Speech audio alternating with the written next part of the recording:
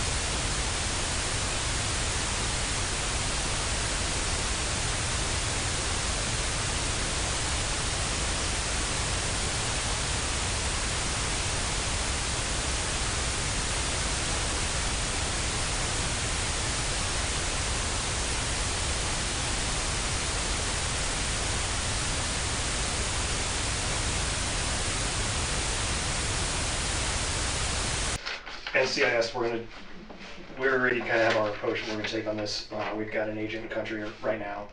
We've got 3 of us right now in our office that are going to work this. And so we're throwing a lot of resources at this. So this is something we're obviously taking very serious because this is a huge issue. What I want to do is I want you to just go through, tell me a story, and then I'm going to ask you a bunch of questions, kind of follow up, get some clarification, and then Seth's probably going to do the same thing. Okay. So if you want to just, with as many details as you can, just go through the story first of all, what happened. Okay. I brought my notes just because. Perfect. Yeah. And he's probably be taking notes. I mean, for the most part, I'll be kind of listening to you. I just jotted this stuff down this morning, so I didn't mess up. Okay, so in early May, first of all, my platoon we were in Badouche, Mosul. Okay, so I was the LPO, Eddie was the chief, and then Tom McNeil, AOIC, and then Jake Portillo was the OIC. Okay. And when I wasn't the LPO, it was Christopher Shoemake or Dalton Tolbert. Okay. So we went out. We were doing triple E or triple A, and we went out with Iraqis. We set up at a building, and the building overlooked some low ground, and there was high ground kind of going away. Okay. So we set like up some positions that were a little bit forward of the building, and then set up some mortars to the right, and then had like a little bit of security set up with vehicles. Okay. ISIS was kind of like fleeing at that point, and we were, I believe it was airstrikes, probably mortars, and that kind of thing, trying to crush them. And I'm not sure what time of day it was, but it was like daylight. Maybe it was like around, I don't know, it was during like afternoon. Okay. And I was at the main element, kind of going between the mortars and this vehicle, and I see a Humvee come in with like a bunch of Iraqis on it. They were like Iraqi soldiers, and I didn't. I didn't. It's not like necessarily like a good thing when people are like driving into like your little area and stuff. We were co-located with Iraqis, but it was kind of weird that they drove in. Went over there, and there was a young, like probably like 16-year-old or whatever, that they like pulled off the hood and like laid him on the ground, and I look over and Eddie was there, and I thought that was weird because I was with the main element and Eddie was supposed to be like the forward element. Okay. So I just didn't understand why he was there, and So I had heard nothing over comms saying anything, and you think he came back on that Humvee? He was with that group? I mean, I couldn't picture. Okay. Yeah. So he started like providing like medical aid, and I can't remember if there was another medic. I don't know who it was.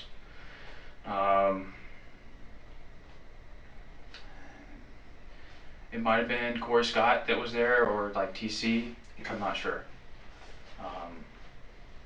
But yeah, he was like, he had like a hurt leg. I think it was left or right. I can't remember, but he had a hurt leg, and so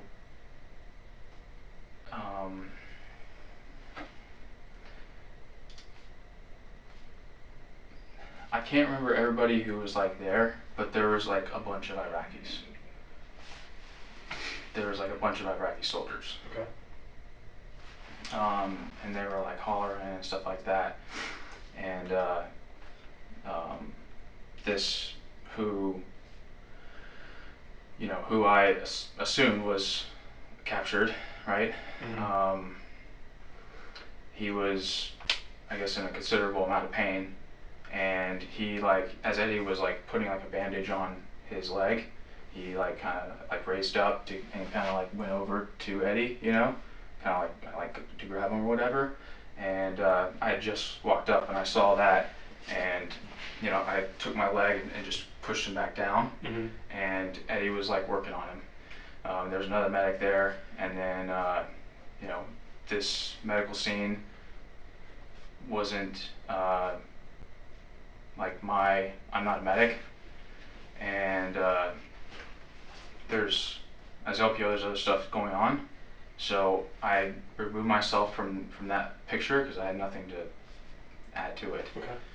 And I left, and I think I like had some food, and then went back to as I was eating, probably like, I'm not sure exactly, but I was working out of another vehicle further down, and there was a wall, and we were going to bust through this wall to get a path, because if we went around the other way, we were getting shot at. So we had the mortars back here, so I was helping like bust through this wall, whatever. Um, Fast forward, I don't know how long, but um, I was back at the vehicle, and I by this time there wasn't anybody over. It was just the Humvee. I looked over, and I could just see the Humvee, and I walked. I was walking behind the Humvee and around it, and it's parked like this. Walking around it, and then I look down, and I see this this person laying there, and he had like bandages on his leg or whatever, and I see Eddie laying over him with the knife sticking into his neck. Okay. Um, uh, Corey Scott was right there. He, I was like pretty like shocked by the whole thing, and Corey, I could tell that like Corey was like, kind of like maybe freaking out a little bit, what Eddie just did, and there's nothing I could do at this point, and so I left that scene and just tried to like catch my breath and like try to like just think about what I just saw, and I went, caught my breath, and then um, told Jake, who I went to go in this building, and then was walking around this building trying to find Jake, and it was the ROIC, and I can't remember like everything I said to him, but I told him, and I was like, we gotta get out of here, and we gotta get this stuff, because we're not doing anything at this point. We have like this stuff going on, and like we need to get the hell out of here. And like the Iraqis were there, and I don't know what, like, it was not good. We were there for a specific reason, and what was going on was not what we were there to do. So at that point, like I told Jake, like we need to get out of here, and so I went down. I'm like, hey, let's go. Let's pack up all this stuff, and because I was part of the mortar team, so we were doing that, and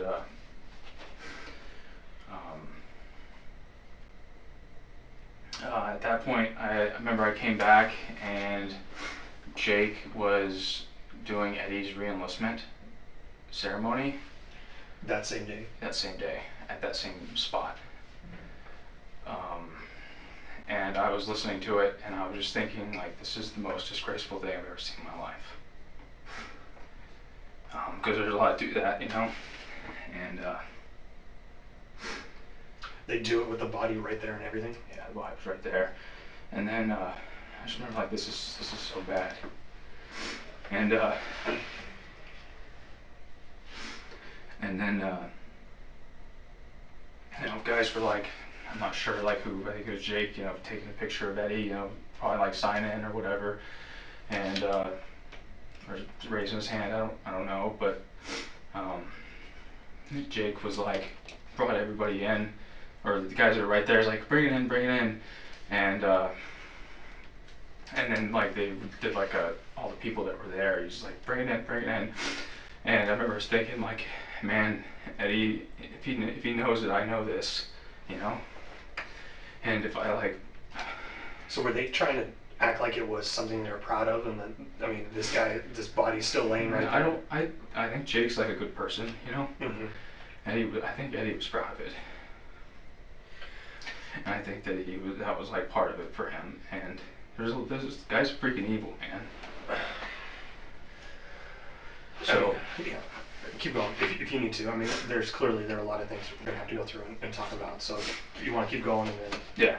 So anyways, Jake's like, bring it in for this, and I just remember thinking like, I have to freaking, so I stood in the back and just kind of like, and then after that picture, I don't know if that honestly, I don't know if it was actually taken or if that was just, I don't know. I don't even know what to think about that whole thing. But I just felt like I didn't have a choice there. And I freaking, after that, I was like, we need to go. We need to leave. This is just turned into something that's just like we're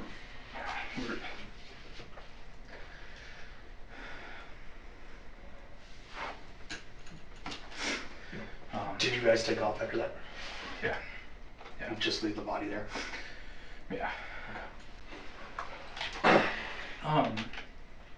Yeah, so like I'm just trying to like process everything, think about like what I saw, and like I'm trying to figure out like what I need to do. And so we get back, and I don't remember the order that this was done in. I've tried to think about it this morning. I just can't remember the exact order this was done in. But I talked to Eddie, and I believe it was that night or the night after. I don't know, but it was a very short amount of time. And I think he could tell that I was like pretty. He could tell that like I was off, And he like came in, and he was like, "Yeah." I told him that the guys were not good with what happened today. And he's like, Who's not good with it?" And I didn't want to tell him, everybody. And I said, "I'm not good with it." And he was, I can't remember exactly what was said during that conversation, but I told him that I wasn't good with that. And he, at the end of it, I remember him saying, like, "Stop worrying about it." And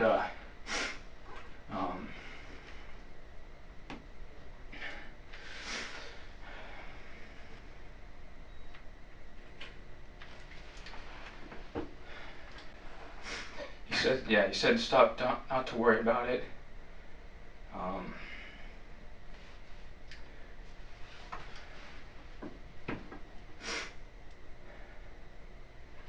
And then the other part to it that I was alarmed by was, and I can't remember how I got this impression right now, but I got the impression that he was going to do it again, and that he had some deal worked out with the Iraqis to where they were going to like bring him prisoners.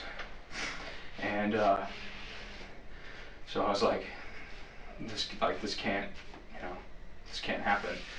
So I went to Tom McNeil, who was our AOIC, and I reported it to him, like making sure that, because I felt like at that time, like everyone was pretty much kind of knew what Eddie had done, but I wanted to make sure that there weren't any questions there. So I went to Tom, and I told him, what had happened, and that we have to make sure that Eddie doesn't do this again, and that we had to do something about this, that kind of thing. And I'm pretty sure he told Jake, our ROIC. And so I also reported it to Jake. Now, this is the second time you reported to Jake, because you told him in the field when it originally happened, correct? Yes, I just can't remember exactly how you. Yeah. Okay, that's fine. And so, okay, this is important. So, I pulled the platoon in when Eddie was gone. He went to go talk. I pulled the platoon in, and I told them that they were aware of what happened at that point. And I told them that we can't, however you feel about this, we can't let this continue, like morally. Yeah. And it's like our duty, it's our job to not let this continue. So I said that from now on, if you ever see and the Iraqis bringing somebody away, you send them away, you intercept that, and you send them away immediately. And I was really proud of the guys, because everyone was on board with that. And no one was everyone was basically wanted to make sure it didn't happen again.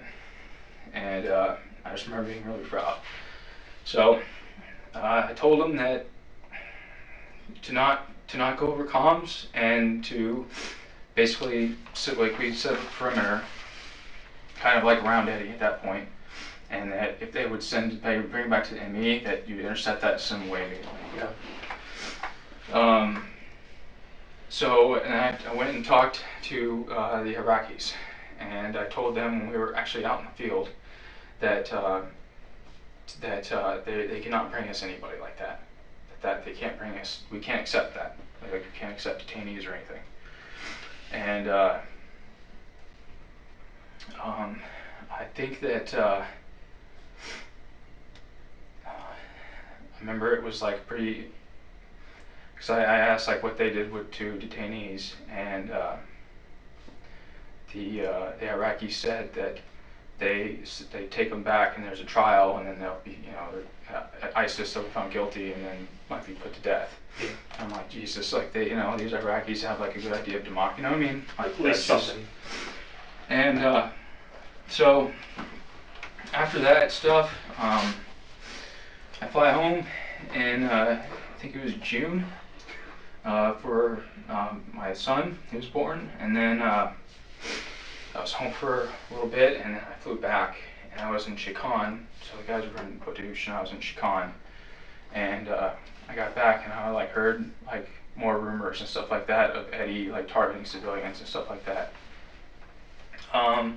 As in he'd done it multiple times, and continued to do this exact same thing To civilians, or Are you saying like, no, I'm not talking about, this is different. So the detainee, there was that incident, Yeah. and then I got back and I like heard basically rumors that Eddie was targeting civilians. Okay. Oh, okay. I see what you're saying. On the battlefield. Oh, okay.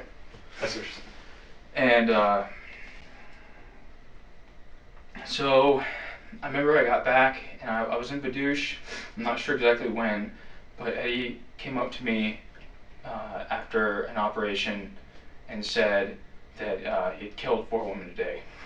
And I said, why the fuck did you do that? And he said, well, I shot warning shots. And I just walked away and walked into my room, and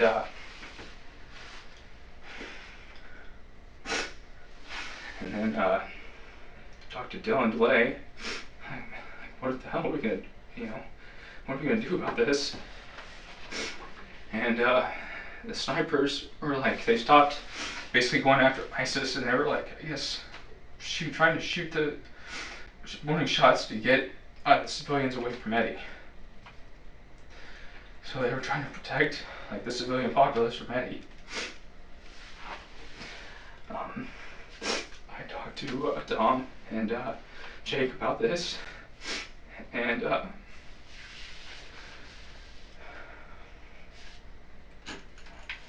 You need to take a break at any point, man. You can't. I can. Obviously, this is some big shit, so take your time.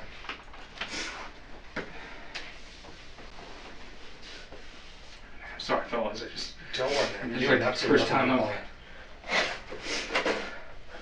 You another bottle of water, broke Rosie? up about this. Yeah. You want some more water? I'll go right now.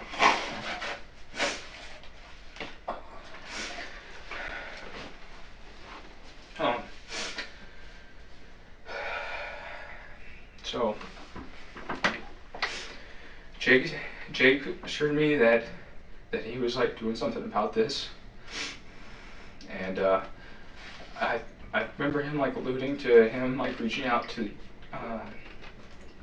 somebody, like I think he was talking about Rob Bryce, our troop commander, for advice, and so I was under the impression that something had been done at that point. That that there was an investigation that was working itself. He said this stuff was going to take time, and I just was kind of surprised by how long time this was taking, and I don't know what this is supposed to look like. I just didn't feel good about any of it. So we flew home, and I was on leave, and I just didn't feel good about it.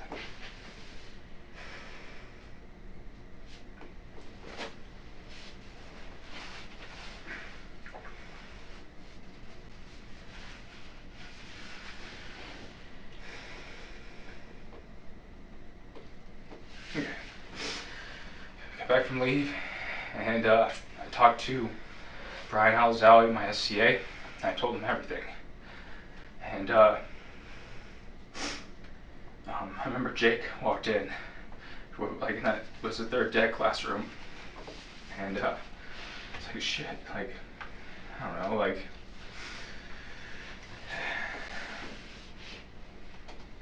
it's just, you know, this thing is just, I don't know if, like, if Jake's, like, actually done something about this, because he came back down after that, like, he came up and he was like, you know, what did you say or whatever, and I started feeling like maybe Jake hadn't actually, like, I didn't know what had or hadn't been done. And I remember when Jake was down in the high bay, and there was other people in there, and I said in front of like, all the guys that were in there, and I was like, I told Jake, you know, Jake, Eddie did this and he did that, and like just laid it out there, like, I'm telling you right now, again, you need to, like, do something about this. And What was his response? he said that he alluded or said that something was getting done, because I walked away feeling like he was going to do something about it.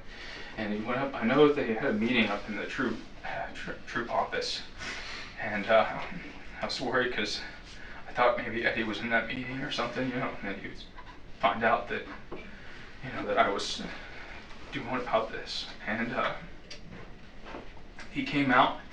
I remember he came up to me, Jake, and Tom, and said that he said that if we spoke up, that he's gonna bring all of us down. And you know, I was thinking, well, I already freaking have spoken up like several times by now. And so he found Corey Scott in the hallway, because I guess the rumors were starting to spread, and I guess they got around to him. And he found Corey Scott in the hallway and said that if he found out, like, who was talking, or if he found out who spoke up or something like that, that he was gonna kill us. And so that's something that he'd be aware of, you know, because I don't know. It's one thing to, like, come after me, but my family, you know. 100% get your concern. How long ago did that stuff happen?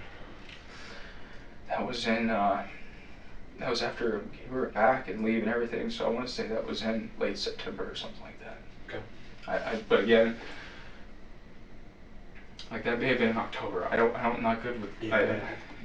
I don't know the exact time. A general time frame, that's what I was trying to figure out. So, went on leave, and I felt good, because I felt like something was getting done. I felt like Eddie was, like, pretty evil, and if he's in charge of people, you know. So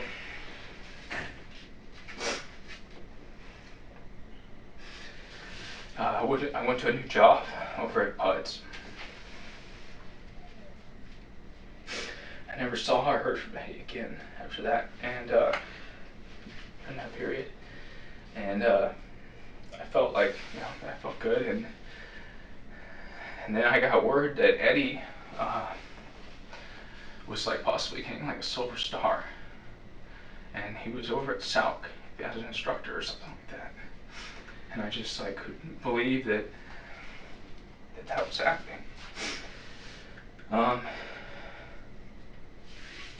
So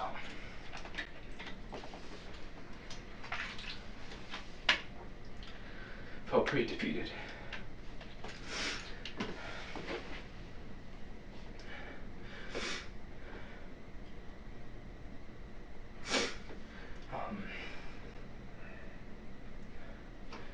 Wasn't sure what to do.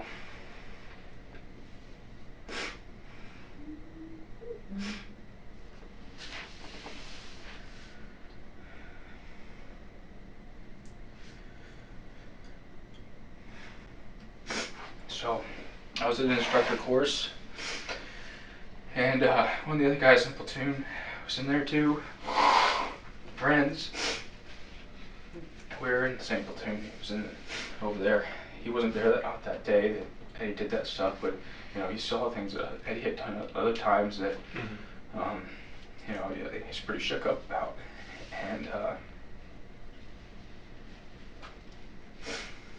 so, we're talking to friends, and like we need to do something, because I don't know like where the investigation's at this point, and like I don't know like really just what's going on, and we just have to do something. So we went to the troop commander, Rob Reich. I went to him, and I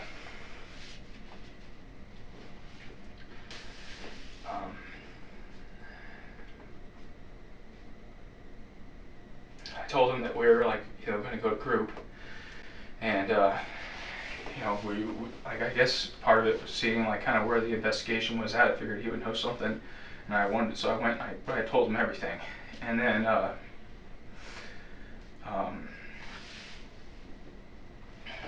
get a call from Master Chief Al-Azawi, and I got the impression from Al that that stuff was getting done, and to not like don't go to group, because that's just not how I guess it works. And like there's the chain of command. He's like, so basically like yeah, whatever. So later on,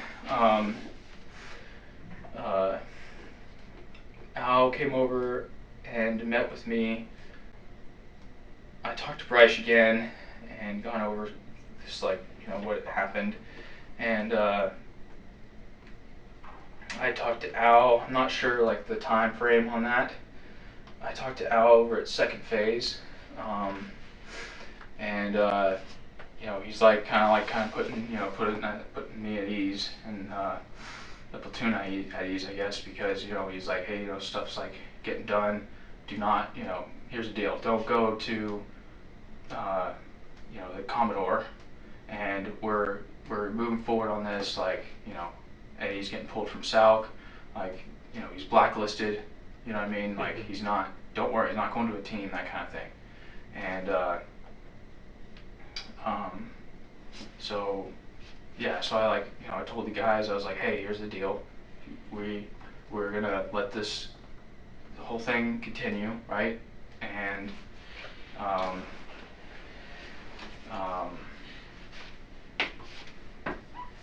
but yeah, don't go to the Commodore.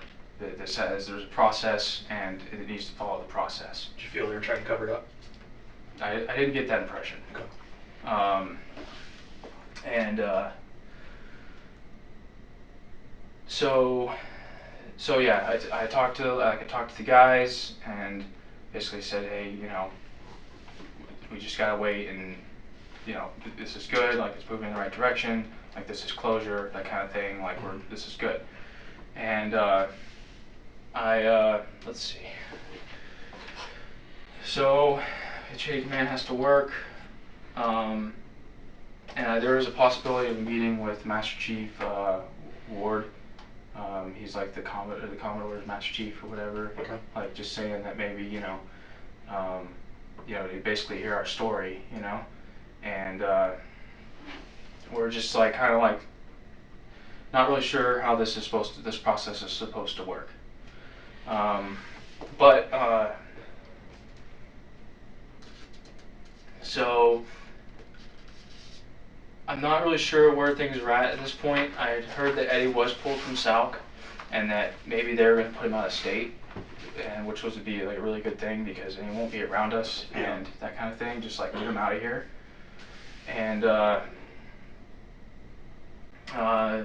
friends and I went to talk with Mags. He's like he's a really respected SEAL, and we were kind of just talking with him, and he's a civilian now, so we didn't go into like a lot of detail. Mm-hmm. But we just kind of, again, just I don't know what this process is supposed to look like, so we want to make sure that we're doing it right. And so talked to Mags, and he was like, basically saying that like investigations are, these are good things, and that this, that, and the other. And he was like, you know where it's at? And I said, I didn't know where this is at, and I feel good that their higher ups are doing this, that kind of thing. And then I get a call from Al saying he wants to meet with the platoon, and so meet with Al and Rob at the Donnell classroom over at Bud's, and it was me and like a bunch of other guys in the platoon, and they were like, basically trying to explain to us like maybe the differences between like investigations or something like that. Like I don't really understand. I'm not very good with this legal stuff. Okay. So whatever. There's that, and then they were like, yeah, if you guys, if what you're saying is true or whatever, then you need to like launch an investigation. And we're like thinking like, how the hell do we do that? Like, how do we freaking launch it? Like, is there a freaking button that we push to launch an investigation? Like, how do I do this? And like this has been going on for so long now.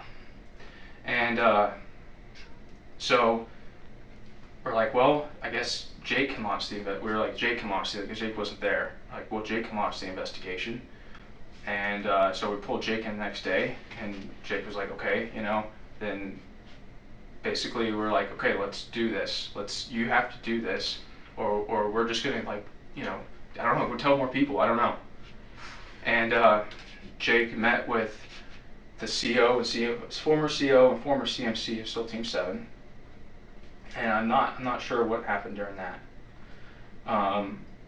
And then I met with Jake and Rob the next day, and I guess this is Friday. Mm-hmm. And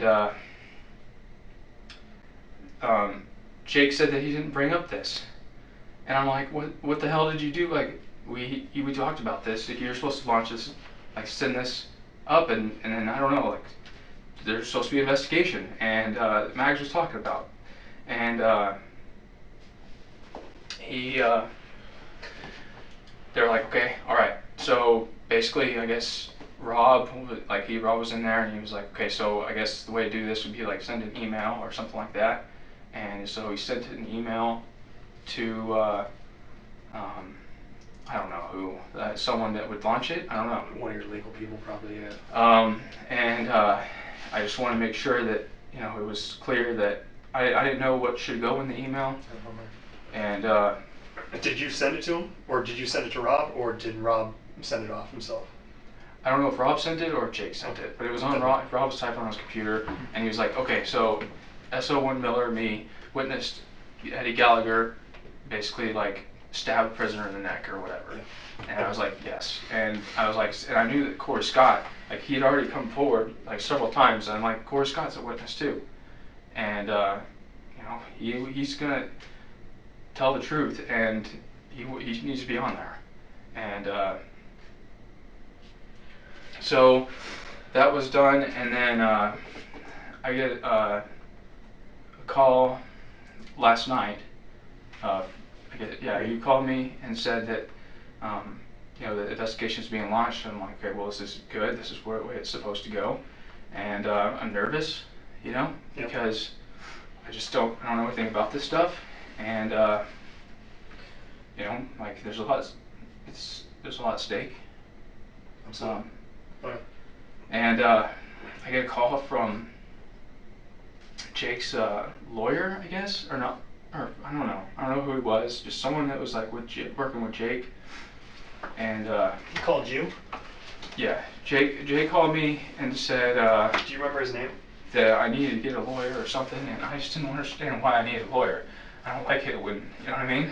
Like, why would I need one? Was his name Brian Ferguson? Yeah. Okay. And Brian called me that night. I was like sitting there with my wife, and I'm like, what? Like, why would I need one? Like, I don't understand this. And like, I was just trying to think through everything.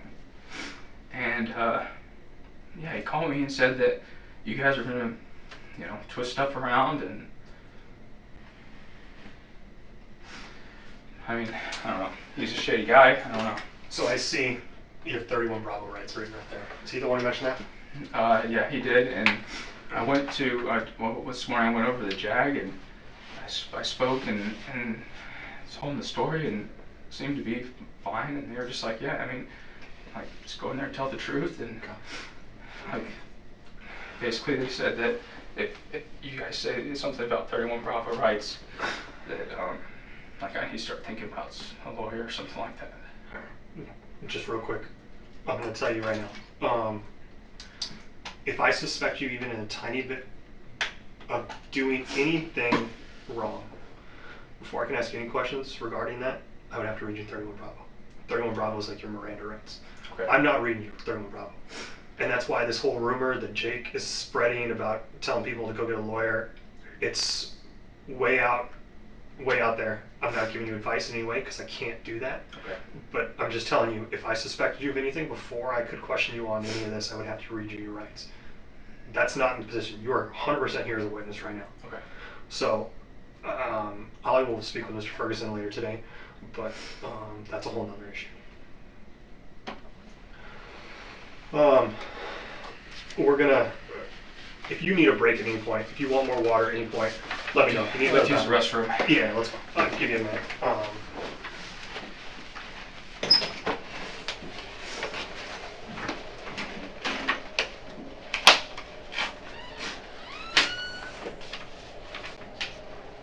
here. Thanks. You can leave that. Do what? You can leave that. Are you gonna bring him back in? Yeah, but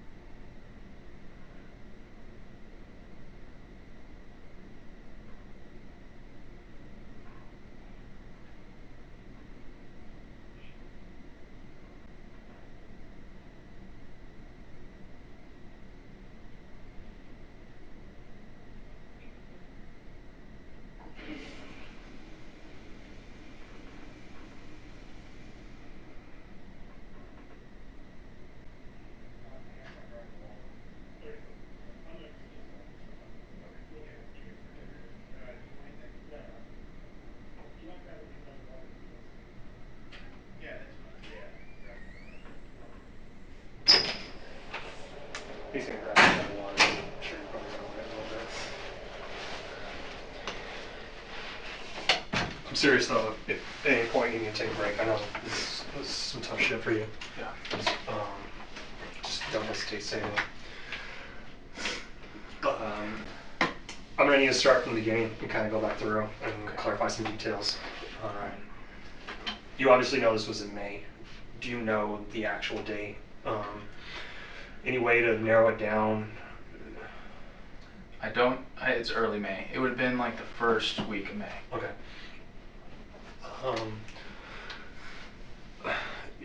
You guys are there. It's the middle of the day, and Eddie's supposed to be forward deployed, and you have no idea how he ended up there. I mean, I don't know. This idea that the Iraqis might have been bringing him some people, maybe he'd work something out.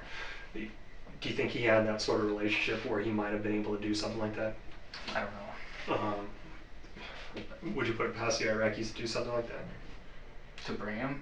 Yeah, I mean, if he really had worked out something like that, you think they would have intentionally brought him back to Eddie knowing that he's going to torture or kill somebody? I mean, I don't know. I don't know what the Iraqis were doing and if that was part of it. All I'm trying to do is, I mean, obviously you were there. You understand the whole situation in country whole better than I do. So I'm absolutely not. If I knew anything like that, I would tell you. Okay. 100%. So, this kid, 16 years old, somewhere around That there, was my guess, yeah. arrives, and it's all you see is the wound to his leg. Did it look like it was bullet wound, shrapnel wound? Was he bleeding pretty heavily? I don't remember it being like. I think it was a shrapnel wound. Okay. And I mean, it was a shrapnel wound to the leg. It's not like. I mean, I figured that they'd fix him up or whatever and turn him over. I don't know. Okay. I don't know how much blood. I wasn't there for very long. Do you remember seeing? I want to get an idea of what kind of wound he would have been working on. I mean, do you remember seeing actually blood there, or just unsure whether or not there was? He was like when I got there. Yeah, it was. Like he was working on his leg when I was right there. So. Okay. When he kind of like lunges up a little bit, was that the way you interpreted it? Was that in pain, like in agony, like as like Eddie did something to his leg and it really hurt, and he's like coming forward to grab it, or was it more of like he was going after Eddie? Like, how do you interpret that? No, it was. No, he wasn't going after Eddie. Eddie was putting like pressure on the wound, I think, and I think he probably just was in pain and just kind of came up at him. Okay. And then yeah, it's just you can't fix him if he's like grabbing on and stuff. Okay. And so you just kind of helped keep him on the ground so that Eddie can work. When you left, I mean, was there anything else that was out of the ordinary other than the fact that Eddie's sitting there working on him? And I mean, there's a group of people around him, but there's nothing else that was exceptional at that point. No. Corey, that's right, Corey Scott. Yeah. Was he just kind of standing over, or was he helping work on him? Again, I can't remember who was. I can't remember the medic who was there. It was either TC or Corey Scott. Okay. What's they TC's full name? I want to say that they were both there. Corey Scott was there at the end. I know that. Okay. I don't know if it was TC. I want to say he was there in the beginning. I can't. Don't worry about it. Yeah. I completely understand that this was almost a year ago, so there's going to be a lot of details there like that, and it's fine. If you don't remember, you don't remember. I don't want to try to force anything. Yeah. TC, what's his full name? BYRNE.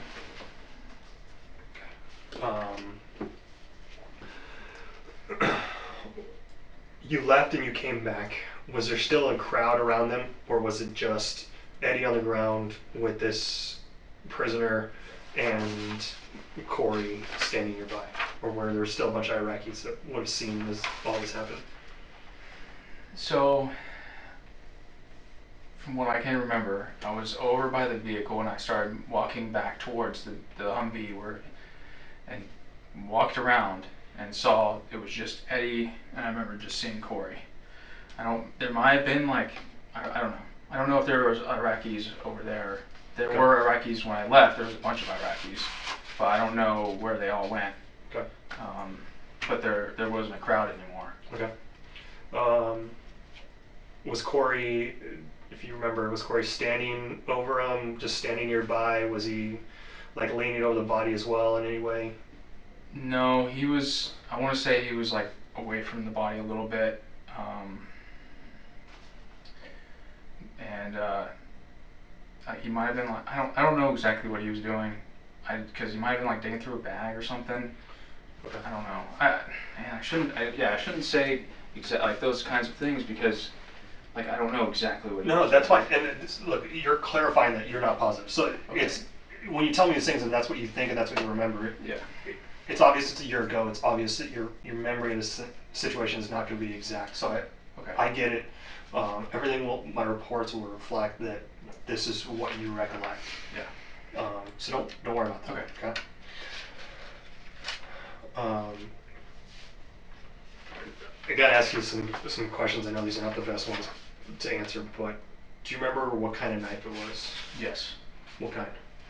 I don't know the brand, but I know what knife it was. Is it something that he carries regularly? It's something that he carried regularly. It was his knife. He carried it on his back and had a leather sheath. Because I had seen that knife before, and that's the one that he carried. Okay. And I remember the blade on it too. So we're talking a full knife with a blade, not a folding knife, not like one of those like daggers that some people carry on their kits. Nope. Nothing like that. Any idea the make of the knife? I don't know. Approximate length of the blade or anything? I would say it was like a shorter knife, maybe Okay. something like that. Okay, so it's only a couple inches. It's not like a big. No, it wasn't like a long knife. It was a short knife. What's the handle like? Is it?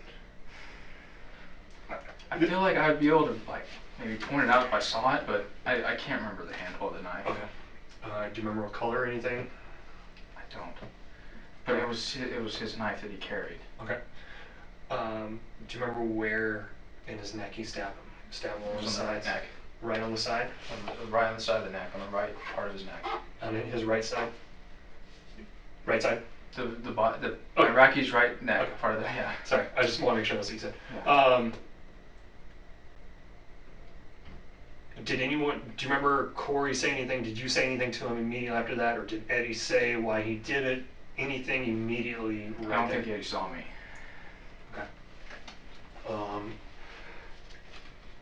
Did you and Corey like exchange looks or anything like that? Or did you just turn around and go find Jake? I left there with the impression that Corey was like, just like not like shocked by the whole, like he was shocked. Mm-hmm. So I don't know if I just remember that because I saw Corey's reaction, or if like I just left there with that impression that Corey was like just maybe like panicky. I don't know, like what.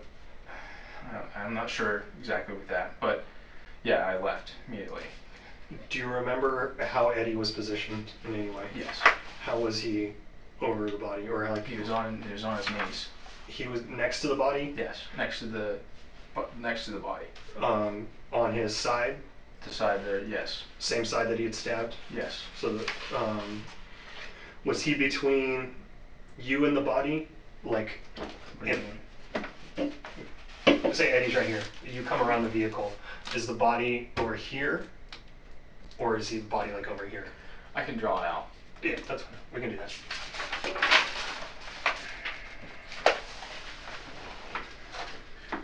Okay.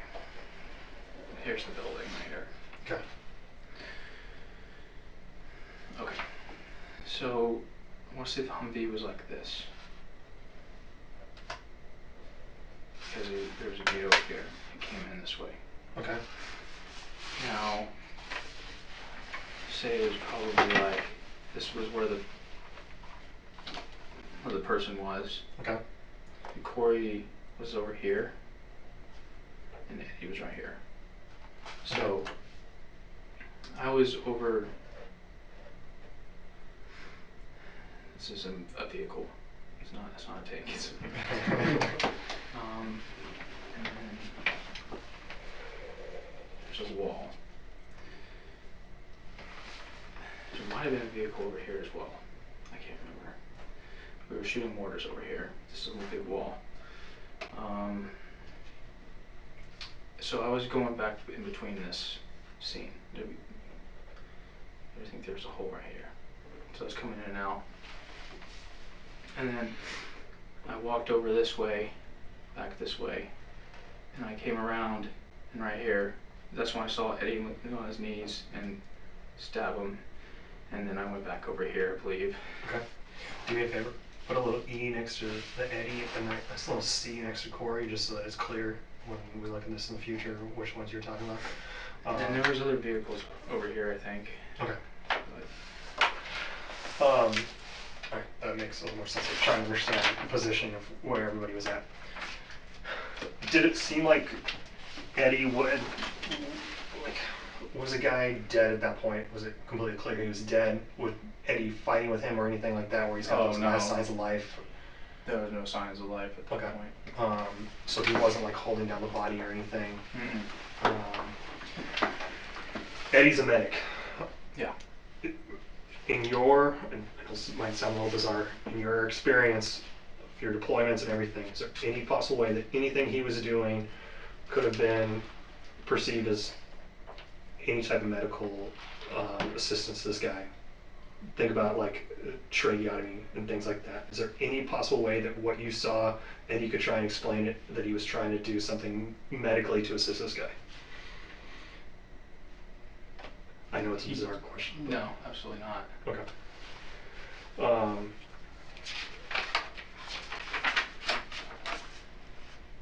When you guys, so you went and told Jake, and you're not positive what you told him? I wish I was. Don't worry. Okay. It's been a year. before everyone left, he brought the entire platoon together. The guys that were like maybe with the mortar team and like with the vehicles that were right there, but I want to say we still had another vehicle up front. I think there were maybe some guys over there, but it was basically everyone who was like over in this area. Okay. Did do you remember anybody else in particular who was there? I mean, were you guys all standing like right around where that body was? I mean, were you guys right in that general area? No, so like there were guys like over here, Mm-hmm. and maybe like some guys in the building. Yeah. Um, But when he brought you guys all together for his yeah, re-enlistment, that was over here. And you know what? I didn't think about this, but somehow the body got from there to I believe over here. okay. I don't know. I wasn't there for that.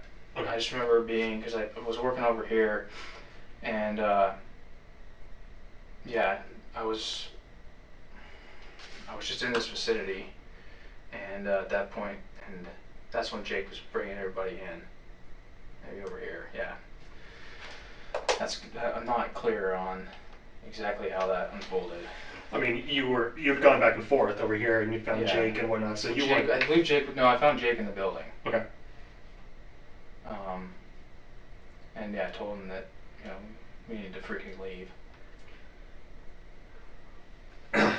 But yeah, so that's my idea was that we were going to be leaving. So I was wanting to put up the mortars and get stuff put away and things like that.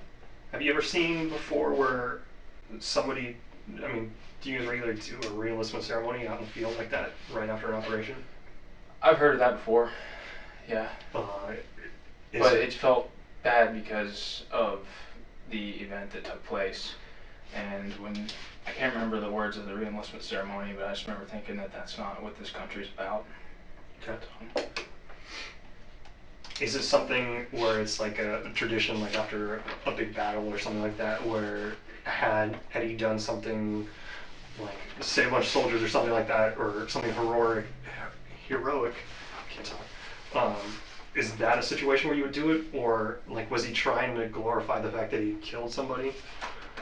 I mean, I don't understand all the traditions and everything of being a SEAL. That's why I ask. yeah, that's not a tradition. As far as I know, like there's no. I just think maybe I don't know. I'm not. Yeah, I'm not sure about the re-enlistment ceremony. I'm not sure how that got started or who asked for it. I just remember that like Jake bringing people in, and then there was like this little re-enlistment ceremony. Do you remember what during the ceremony? I mean, was the body still in close proximity? Do you remember being able to see it? Yeah, it was over here somewhere. Okay. And so, I mean, the same general area where the ceremony happened. Yeah, yeah. Okay. I don't know if it was like right by like where the ceremony. I can't remember exactly where the body was or whatever, as opposed like where the ceremony took place and where the body was, but it was all around in that area. So, did anyone else come to you and voice concern about that situation? Like anybody else who might have seen it? So,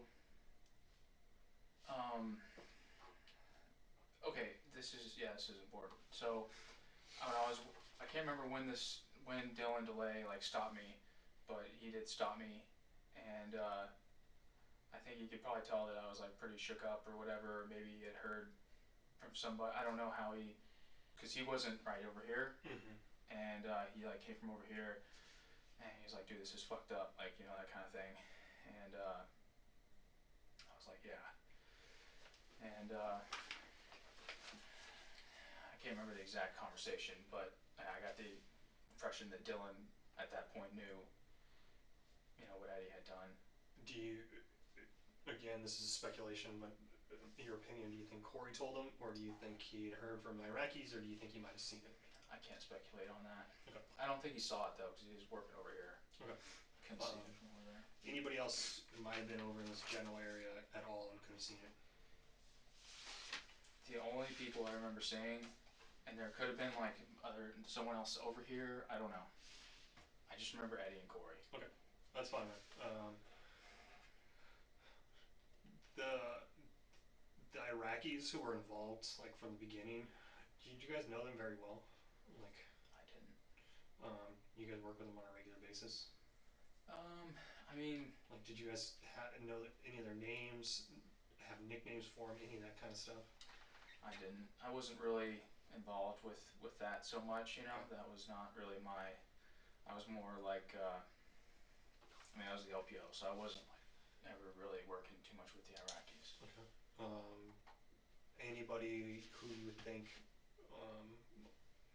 who might be able to tell us, like the Iraqi guys who brought him in, anyone typically in the platoon or anybody in, just anyone in general that might have a better idea who these guys were if we tried to figure out who they were? Um,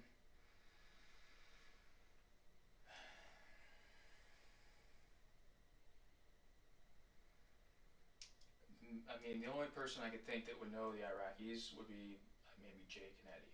Okay, that's fine. Maybe Tom, because he would every now and then would kind of do stuff as Jake was doing other things, so he would, I don't know. Okay. But No, fair enough. All right, so let's go forward to that night when you go and confront Eddie about what had happened. Did he admit that he had stabbed that guy?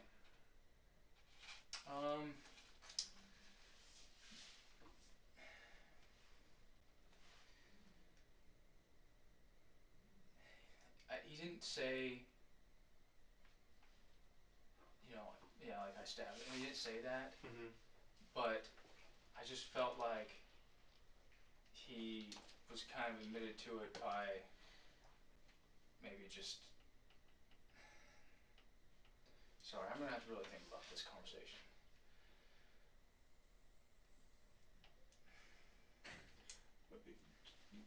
The next thing I was going to ask about the same conversation is, I mean, did he try to justify it? No.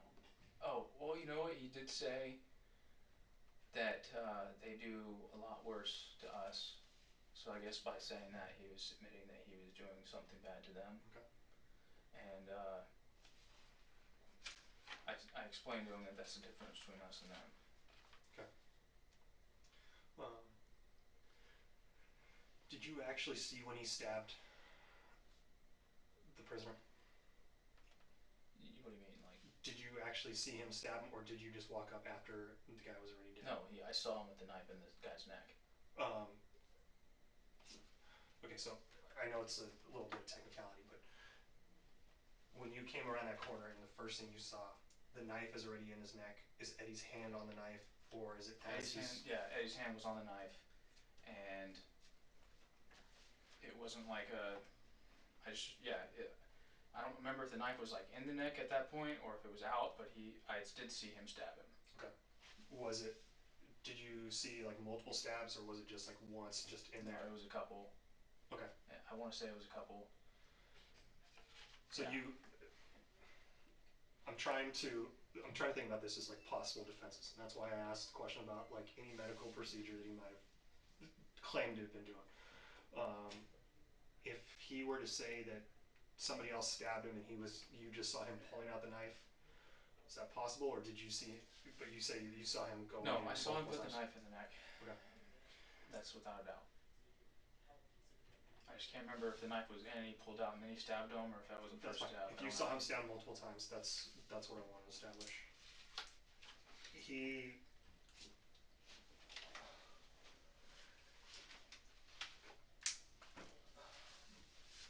I'm trying to think what else. So Eddie, that night, I mean, if you remember more about that conversation, let me know. But that was just. I mean, he tried kind of to justify it, saying they do worse. Yeah. Did he tell you to shut your mouth or anything that day? No, he didn't tell me to shut my mouth. Do you remember what any of the other guys with the platoon said? Anyone else who brought up issues with it? I mean, the whole platoon was like disappointed. Okay. It was like, yeah.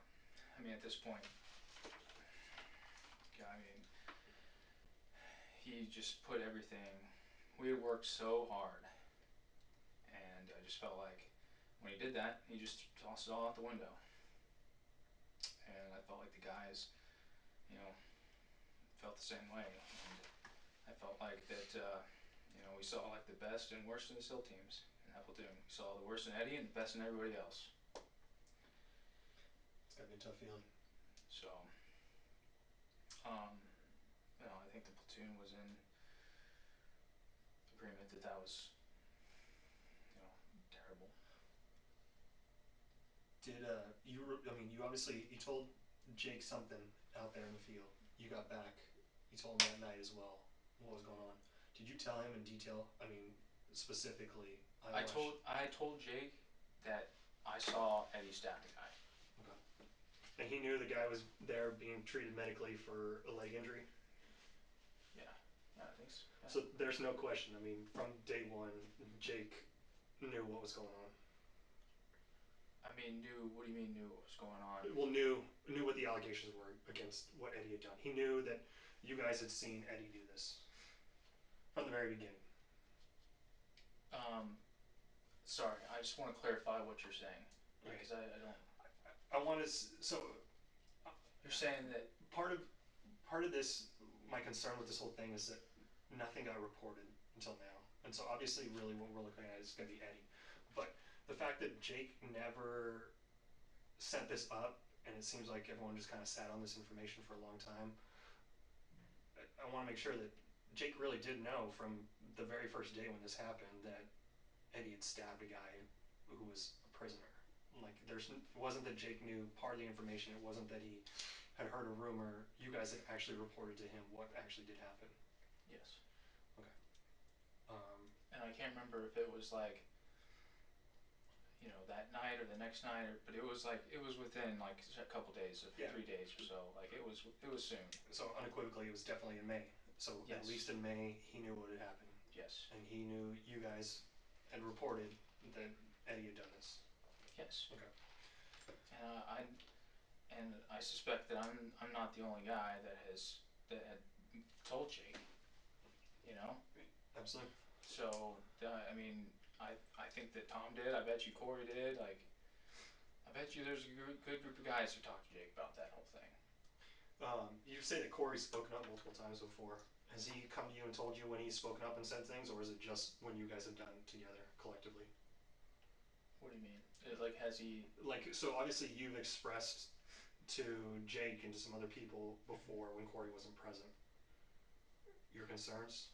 I mean, you've taken this command, you've talked to different people, you've talked to... Yeah. Do you think Corey's been doing the same thing on his own? I don't know. Okay. I suspect that, Corey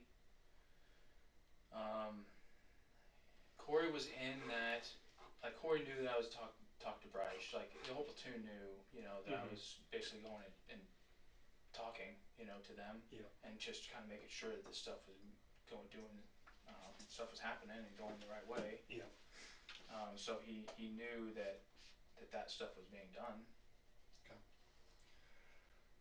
So this is no secret over there. I mean, that Eddie's doing all this everybody probably over, at least in SEAL Team 7, well, everybody on the platoon, but most of those guys have a pretty good idea that, Eddie's doing this nonsense, right? Or at least it has the type of character. In the platoon? Mm-hmm. Yeah. The platoon, yes. Okay. He did this, so. You're not sure whether or not they actually took pictures, that anyone actually took any photographs while you're out there? It was kind of like you were posing for them, but... Yeah, so I've never seen the photos, or I've never seen the video, any of that stuff, so... If it was... Did you guys have your cell phones, or how would they have taken photos? I don't know how they took photos. Okay, but did you have your phone on you? Look, I don't know what you guys are allowed to carry when you guys are in... I didn't have my phone on me, no. So they would have, if that hypothetically happened, they probably had some sort of camera. No, they could have had... first of all, I feel like I'm getting ahead of myself, because I don't know who took photos, if they took photos. I think that another thing would be a video. So there have been rumors that there was a video or whatever, and I've never seen a video, so, but... Any idea who was talking about those rumors? I want to say it was. It might have been TC. Yeah, I don't. I could no. It was because Eddie went up to TC at some point, like later, and said that he was. I don't know, something was happening with him, and that it was like because of some video or something like that. So, but I'm not privy to that.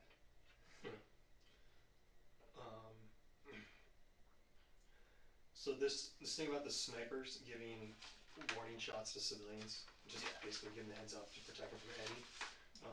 Any idea who the snipers were doing that kind of stuff? Yeah, I want to say it was that was like an agreement, like a, not like that was just something that they were all doing. Do you remember specifically who was doing it? Dylan DeLay. I know he was Dalton Tolbert. I think was shooting warning shots to protect the civilians, and probably Shu, I imagine, maybe friends. So, and it probably wasn't just snipers. It was anyone that, like, it was the entire, like, the platoon was in agreement that, like, we all saw the same way on this. Okay. Are there any other specific times where you heard about, other than the time when Eddie said that he killed 4 women, that you heard about him just randomly killing somebody just to kill somebody? Okay, so friends, I want to say that he routed something up his side with that. I don't know What's specific. Ren's first name? Joshua Renz. Ren's, okay. Ren's? Vrins. I'm sorry, do you spell it? Vrins. And it's not Brins, like a B. It's just the B. Alright, cool. And he saw Eddie shoot a civilian. And yeah. So I know he's like pretty beat up over it, and just adds more to motivation to make sure that we get this right. Is general consensus that everyone's kind of afraid of Eddie? Yeah. Is that why, I mean, you think if I bring these guys in, start talking to them, ask them what they know about Eddie, they're going to want to just clam up and not say anything, or do you think they're going to be pretty honest?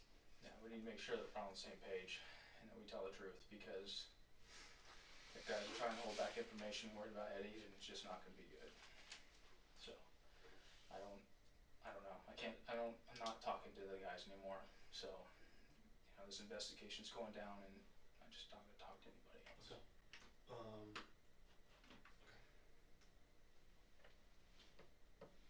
So, is there any sort of, when you guys were typically out in a situation like that, would you guys have had air support that had eyes on you at all? I definitely think that's worth looking into. Like, because I mean, obviously at night it's probably a whole lot easier, but when you guys have like IR coverage and everything, and you can see what's going on, Yeah. Was that a typical thing? I mean, was that a realistic expectation that you guys might have had someone had eyes on you? I mean, it could be it's possible, Okay. I don't know. I'm not a JTAC, so I'm not. I don't know what the deal is with the sensors and where they're, Mm-hmm. But I know Joe Arrington I believe he was the JTAC that day. So, yeah. He could.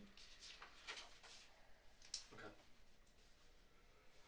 I know he's going to ask you a lot of questions because he's going to want full names on a lot of these guys, right? Yep. Yeah. I've got a few things I got to run over just to make sure I'm hearing it right. Are you good? Go ahead. Okay. So I know we're going to keep going over it, and like he told you about the defenses, we try and beat defenses before they're defenses, right? Basically, because we know that people are going to come up with bullshit, and we got to run it down before it ever becomes a defense that they can use. Okay. Right. So it's not we're doubting you. We're trying to make sure that we make our case as good as and solid as we can. Okay. So you said early May, and there's some stuff I just didn't catch, right? I asked him right when you were getting water. Okay. Sorry, it's like first week of May. Yeah, General. yeah. Okay. All right. All right. Cool. So you said first week of May, you guys were in Mosul, and you were the LPO. ISIS was fleeing because of the airstrikes and the mortars, and that's when you saw the Humvee with the Iraqi soldiers drive up. Is that? Sometime in that in that day. Do you remember a difference? If you can go back and remember, can you remember a difference between when you saw them pull up with that person, the 16-year-old or however old? Do you remember a difference in the daylight or dark day? Anything? It was like daylight. It was daylight then? Yeah. Was it daylight whenever you saw him stab him as well? Yes. Yep. Okay. So daylight both times? Yes. Okay. Is there anything that you can remember in particular, like, I don't know when you guys would be out, like, if there's something during the day that you do, like at a certain time? I don't know if there's anything like, like the only thing I can think of is like breakfast or lunchtime is at 12 or something that you can go back and kind of gauge about what time it would have been. I mean, I was eating my lunch. Mm-hmm. I just don't know. So I would say it was probably, I mean, Yeah. it was at different times. Right. I wouldn't like I'd eat at noon or anything, Right. you know. Yeah, But exactly. I was eating, after that. So, Okay. yeah. Okay. All right. So when they pulled up with the guy, could you see obvious injuries to him, like to his leg or wherever he was injured at? He was injured in the leg, and Okay. it looked like shrapnel. I Okay. just don't. Okay. Was he like yelling or screaming or anything like that, or just kind of there? No, he was just kind of like, I guess, moaning. Mm-hmm. I want to say. Okay. Did you see blood or anything like that from him, like on his leg, or is it just obvious that's where the injury was? I mean, there was some blood, but yeah, where the shrapnel hit him or whatever. So I Okay. just don't remember, like, I Yeah. can't picture it in my Exactly. head right now. You Yeah. know. Yeah, I understand. Do you definitely remember there were no stab wounds to his neck? Yes. Okay. Okay. Because that would have been something that would have stood out. That would have been. I would have seen that. Right. That would have been an obvious injury that would have stood out. Yes. Okay. And he was awake? Yeah, he was awake. He was Okay. moaning. Okay. So he was making noises and stuff, didn't he? If he was making noises and moaning and doing things like that, obviously he wasn't having trouble breathing. Is that fair? I don't know how his breathing was Okay. or anything like that. Again, it's just going to show that like his state, that when he arrived, he was not where he was like on the verge of death. Like that, Eddie is the one who was responsible for this. Like we're trying to address like, are there any other possible issues that he had? And it's going again. I know, but I just Yeah, can't yeah, see yeah. things I don't know. Yeah, and that's fine. Yeah, it's completely fair. I'm just Okay. So sometimes you can't recall things, and sometimes little things will make you recall. And some of the questions, like like the breathing. Okay, if there was an obvious airway issue or something like that, that would be something I think would stand out, kind of like being stabbed in the neck. You know, if that was a defense down the road, that there was some kind of airway issue, that would be something I would think would be somewhat apparent, because you wouldn't be making a whole lot of noise and You'd be grasping for your neck or choking or something like that. And you see where we're going with that? Does that make sense? Mm-hmm. Okay. So I think that would have been something that would have been pretty obvious, or something that would have stood out. But so Eddie started providing aid, right? Mm-hmm. Yeah. Okay. So back to that. Have you seen Eddie provide aid to a lot of people before? Mm-hmm. No. Can you recall any other instances when he did? I mean, we typically, I wouldn't say provide. I mean, we weren't like providing aid to a lot of people. You know what I mean? Mm-hmm. So, Okay. Yeah, and Okay. that wasn't. So would that be somewhat unusual or kind of like just kind of weird or? Yeah, I mean it was unusual for Okay. sure. Like I. Okay. Um, all right. I So. mean, anytime like we're providing we weren't getting shot, you know. Mhm. So one of our guys did, but I wasn't there for it, you know. Mhm. I don't. I think Eddie might have provided aid on that one. Mhm. But I want to say that TC helped out like a kid. Well, you know, they brought in a kid and he helped him out. So I guess I don't understand what you're getting at, but So that kind of goes to show like where it appeared that the Iraqis were picking people to bring to him. It's why would they bring some Iraqi kid to him to provide aid for an injured leg? You know that If this was a regular thing where Eddie was always providing aid to people they brought in, then that would explain why they brought him in. But this is Yeah. unusual, and so this is a situation where yeah, all of a I sudden. think that was like the first time, and I would have heard about it if it had happened before. okay. So that was the first time that. Pretty sure that happened. I can't imagine that happening without me, knowing Yeah. about it. Yeah. Yeah. So. Okay, that makes sense. All right. Um,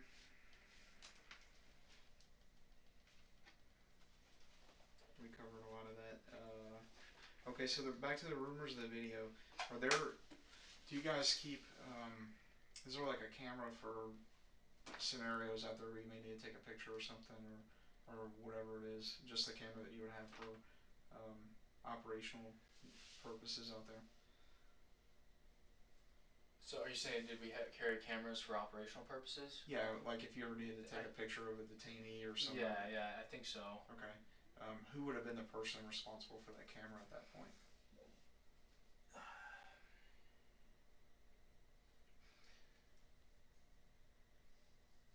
Man, I don't know. Okay. I feel like I should know that. No, it's okay. It's no worries. I mean, I'm sure we can track it down somehow and see who it was. But Yeah. would it have been like a video camera or just a regular still camera, or do you know? We had like small cameras, Okay. but again, like I don't know who carried them or. Sure. I mean, we weren't really. I guess I shouldn't say we would never do SSE. We did do SSE, sometimes, but I just don't remember that being like. That wasn't something I was really concerned about, like, Yeah, absolutely. Do you know what the process, like what the process to actually capture the pictures would have been on the back end? The picture. So like if you did photograph something, if there was a picture of a detainee or whatever it was that you were taking pictures of, on the back end, wherever you guys got back or wherever the camera went to, is there a process of what would happen with that camera? Like where would those pictures go? Yeah, that would be more of like like. I would say that would be more like an officer type thing, Mm-hmm. like what with like, because they do like products, build products and stuff like that. That's not really my cup of tea doing that whole thing. Okay. So I'm not like a picture guy and. Yeah, right. Well, even just the people who would deal with that stuff, that's a huge help for us. Yeah, I would say probably one of either Jake because he's doing the picture Okay. stuff for writing up the stuff, or maybe Tom McNeil. The other AOIC would be Hanson, maybe. I don't know. Okay. All right. Cool.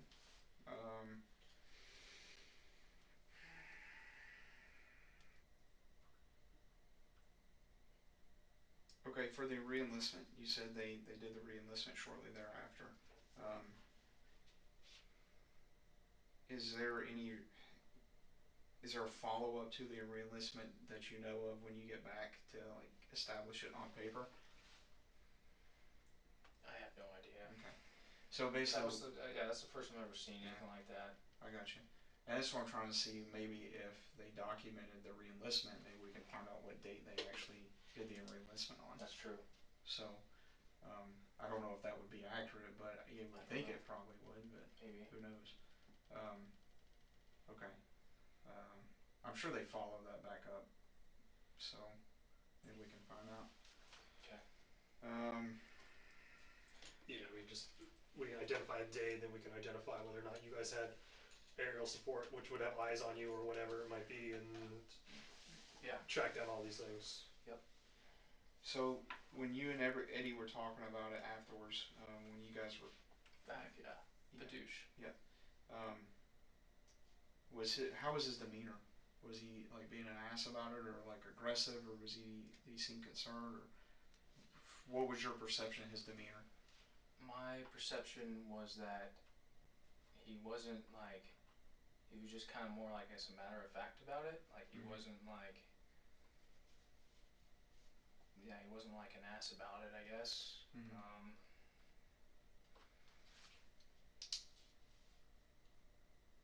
Yeah, I.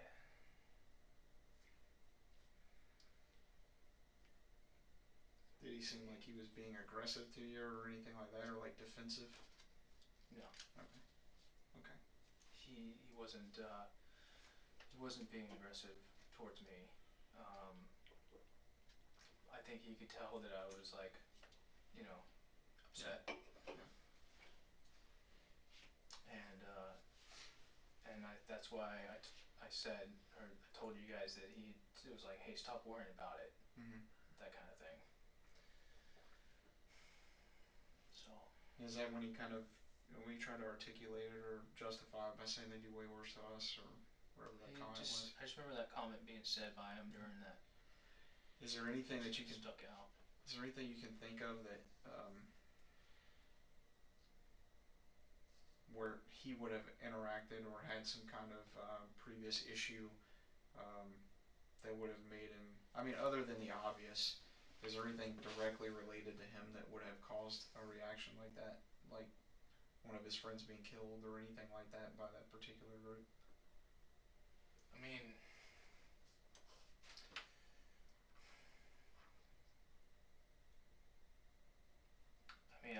we all know people that have have been lost, but yeah, I can't speak to that. I can't speak about. There's nothing that sticks out. I mean, anything you guys have been through, why that would have set them off that day? Anything recently that happened in any way, whether it's something happened to you guys or reports that you guys got about other things that happened in country, or anything that sticks out? Nothing sticks out. Okay.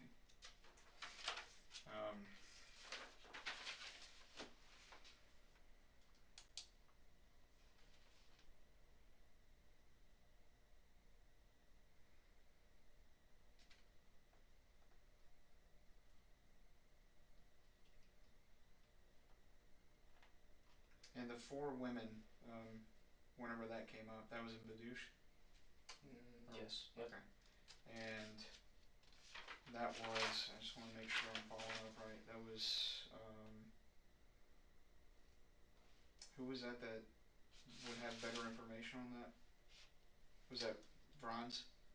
Do you talk about when he came and told me in Badoosh that bragging about how he had shot 4 women today? Okay. And I said, why the fuck did you do that? And he was like surprised, and he was like, well, I shot like warning shots or whatever. So. Yeah. Okay. Anyone else present for that conversation? And I want to say that Dylan, because it was right by that room, and I want to say that Delay, because I walked in and Delay was in there, and I was like, I told him, like, he's like, yeah. Sorry. The other one where he just shot a civilian, that's the other one where That's Franz, right? Yeah. He saw that happen? I think he did. You think so, as far as you know? Yeah, I think he did. Okay. I don't want to put words in his mouth. No, I know. Yeah. I would talk completely. That's why I was clarifying that. The one with the 4 women, do you remember, or can you recall who exactly was out with him that day? Or if I don't know if you remember that, who all would have been together that day? Yeah. Okay. Yeah, I don't know who. I think Dylan was out there because. Okay. And I wasn't the LPO out there that day. I don't remember who was. Okay. Okay, so you said there was a time I needed to catch a name. I didn't have a name. When you flew home and you were on leave, this was after you heard that the snipers were shooting warning shots, and you flew home on leave.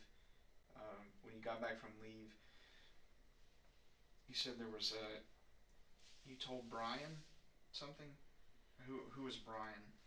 Was that So, okay. When are you saying that once we got home and I went home on leave? correct? Yeah. The SCA, Brian Alazawi. Is that the Master Chief? He was our troop SCA, and I think he might have been a senior chief at the time. I'm not anymore. Is that Al? Yeah, Okay. Do you know how to spell that? Alazawi. Common spelling. Yeah. Okay. All right. And you were in the instructor course with who? Friends. Okay. And then I want to say that Corey Scott was in there, but I wasn't sitting with him. Mm-hmm. And then Stoner was also in the platoon. He was in that course too. Okay. Was he present for any of this stuff? Or would he have any information on any of the things that were going on? Stoner and Corey Scott. I know Corey does, but Stoner. Yeah. Okay. This was like one of those things where I was like, be like, hey, I talked to this guy, I'm updating you guys on where this is at type thing. This isn't, Right. Okay. It was out in the open. Okay. Cool.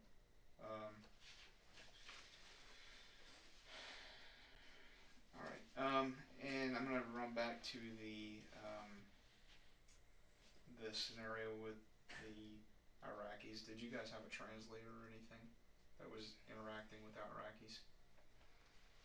We always had translators. Mm-hmm.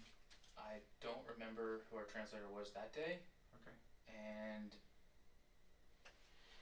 because we would like rotate them out. Okay.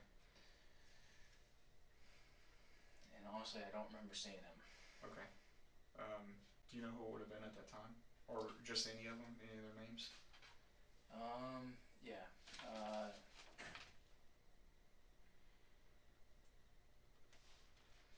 I can try to remember the names, or I just don't remember the one that was out there. Yeah, that's fine. Yeah, it's any of them's fine. Okay. There was I don't know. This is like they had like real names, and then they had their translator name. Right. Barza, he was a translator. Okay. Siobhan was a translator. Siobhan? Yeah. Did y'all take them with you, or were they locals? You know what? Barza we would take out sometimes. Siobhan, I don't think we ever took out. Okay. There's another one, Joe. Sorry, man. I don't know their real names. Okay. I'm not much help there. That's okay. It gives us a lead to go on. Okay. And that's a huge help. So, Okay. Because if we can find those guys, then maybe they know the Iraqis they were translating to. Yeah. So it's a big puzzle. Yeah. So those are the pieces. So, yeah.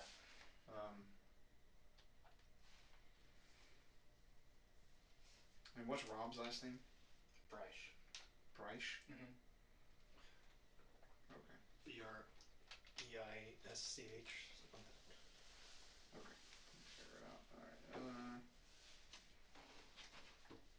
And you said that you never got the impression there was anyone covering anything up or anything like that? No, I didn't get the impression that it was getting covered up. Mm-hmm. I just didn't know the correct what the investigation would look like. Sure. And I don't know, like, I just didn't know. Yeah, that makes sense. When you ended up talking to some of these higher ups, did you get the impression that Jake had told them what was going on, that they had been informed about it before? Like when you talked to Rob, did he already know about the situation in some sort of general context? I think he had an idea. Okay. I don't know if he knew to the extent that I told him because I told him everything. Okay. But so I don't know if he like was told like all the details like I told you guys, or if that was the first time. But I had a general idea that he knew. Maybe that I don't know. Maybe Jake did talk to him. I don't know. Okay. It's hard to say. And just remind me, when was the first time you think you told Rob? That would have been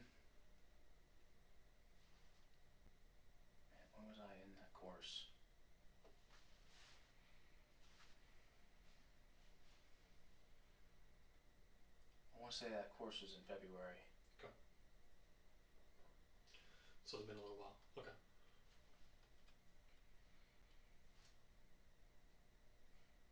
On the knife, you said it was a leather. He had a leather sheath. They caught or kept it in. Do you remember? I know you say you don't remember the color of the handle. Do you remember the type of leather it was? Like black, It was tan, brown. Okay.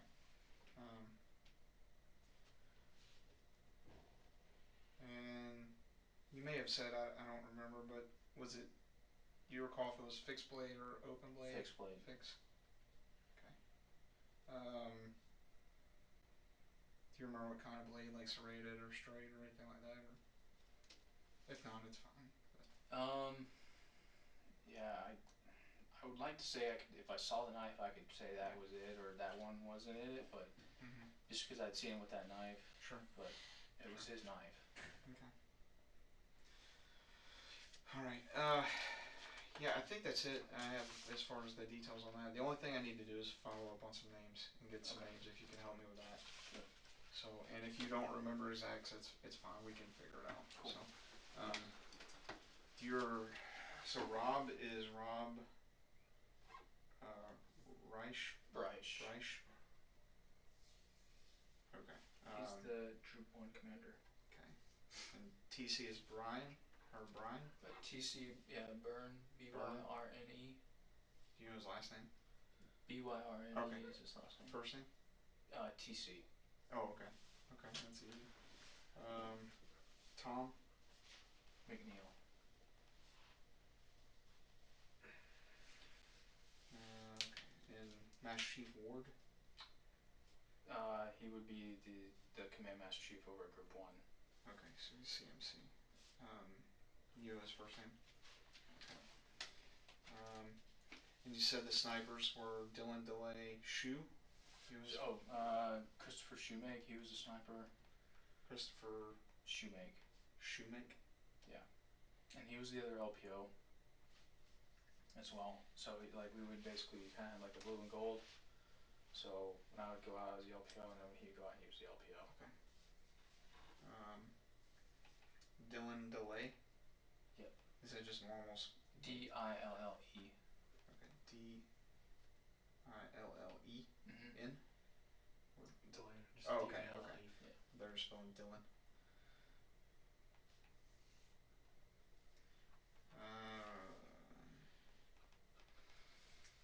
Do you know Brian's first name?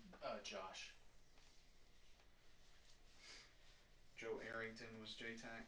Yeah. And you know Stoner's first name? No, it's Michael. Yeah. Okay. And Mags? Yeah, he's Magarachi. Okay. He was the Force Master Chief.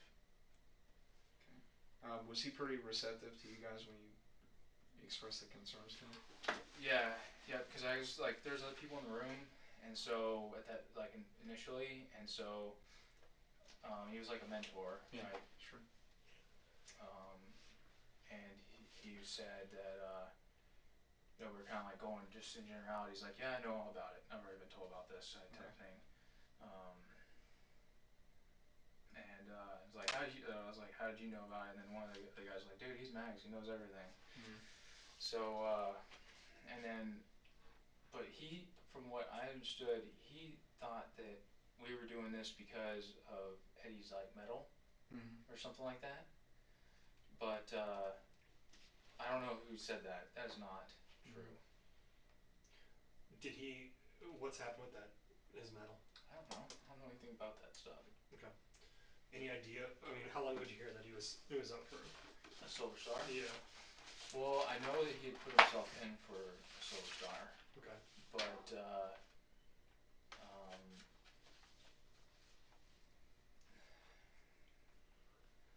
I don't. I'm not real big to the whole medal thing, so I don't know. I don't know what the stuff said or any of that. So I don't know what happened with it, but I think someone told me that somewhere along the line that Eddie was gonna get a Silver Star, and that's when So I just was like, Yeah. Yeah, I think I'm good, man. That's Yeah, me too. It's it helped out a lot. It's Good. cleared up a lot of stuff. Yeah, and sorry, I know some of these questions seem a little ridiculous that we're asking and the way we ask them. It's just, That's okay. it's, Yeah, I understand. we are trying to anticipate where this is going to go in the future and how some of these things will play out. Yeah.